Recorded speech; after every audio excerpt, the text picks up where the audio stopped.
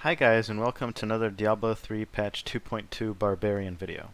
In this video I'll be discussing the Greater Rift build that I presented earlier and a few modifications to it to push things to the limit and try to get even higher clears than before.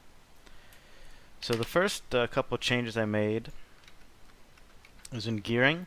I did get the Reaper's Wraps. Unfortunately the critical hit chance isn't the best, but these are still a really good pair of bracers because they give you 28%, between 25 and 30% of your primary resource, so Fury, every time you pick up a health globe. And then that works well with the second change, Battle Rage Swords to Plowshares, so you have an increased chance to get enemies to drop health globes. Now, if you're in a pack of mobs, a big AoE pack, you'll be getting health globes like crazy, so permanent Fury. And this works well for boss fights too, because you get extra healing and obviously the Fury generation from the bracers. And then I replaced, previously I was using Weapons Master, I replaced that with Brawler to kind of make up for the fact that I no longer get the AoE bonus from Bloodshed. And that works nicely for clearing trash. Doesn't have that much benefit on bosses unless you get a boss with a bunch of ads. But I still found that it works nicely. And another thing I discovered was, and this is thanks to a user comment and a little bit of testing that I did, whirlwind bonus damage on gear, like this for example, apparently does not affect the dust devils, these tornadoes that come out of your whirlwind. The bonus damage isn't affected by it. So this means that you don't really need to be rolling for whirlwind damage in your helm, for example, because the bulk of your damage comes from those tornadoes, and if they don't benefit, then you're better off going for something like Vitality, which is what I've done. So gear-wise, I've basically gone all out Vitality, as much health as possible. I have 1.2 million health, that's a lot. Fairly high resistances. I'm still running 3 resist gems.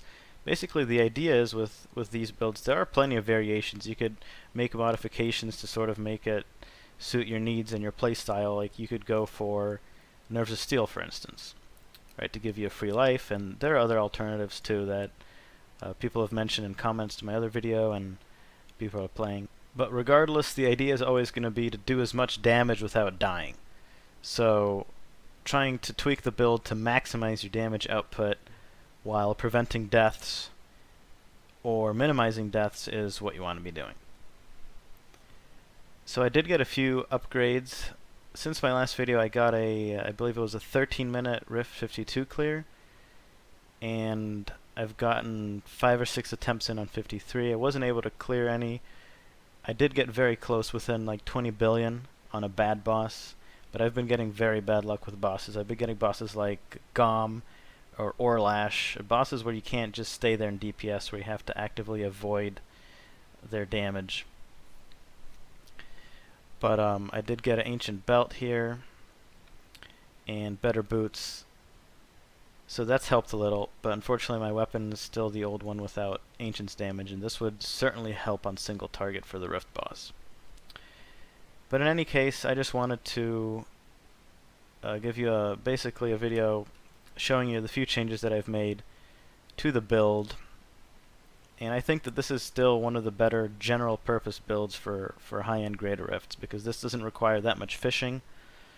As long as you get a boss that is killable, right, without an immunity, or if you have the right immunity, then you should be able to clear the Rift. For me personally, the only 2 bosses that I just completely skip are Gom, because of the poison cloud. There's nothing you can do unless you have a poison necklace. And the other one is Blighter, because he, for some reason, melees insanely hard, between 400 and 600k. I don't know how that's possible with all the resistance I have, but that seems to be the case. Anyway, what I'm going to do now is I'm going to show you a video of a 53. This wasn't a clear. I did get Gum at the end, so I just I teleported out. But it shows you the power of this build and how nicely the various skills synergize with each other. And toward the end of the Rift actually was a nice example of how your immunity necklace, in this case I'm using Arcane, that allowed me to basically stay in the middle of two really dangerous packs and blow them up with a pylon, and that probably wouldn't have been possible otherwise because I would be taking too much damage. So the nice thing about the immunity necklaces is that you heal for the damage that's prevented. And it's always nice to have. Obviously there's a little bit of RNG involved depending on which one you have. It could help you during the rift, it could help you during the boss, but it's nice to have. So it's either this or a Hellfire Amulet, which would give you a 5th passive. Alrighty, so let me show you my gear real quick just so you can see, and then we'll jump into the Rift Clear.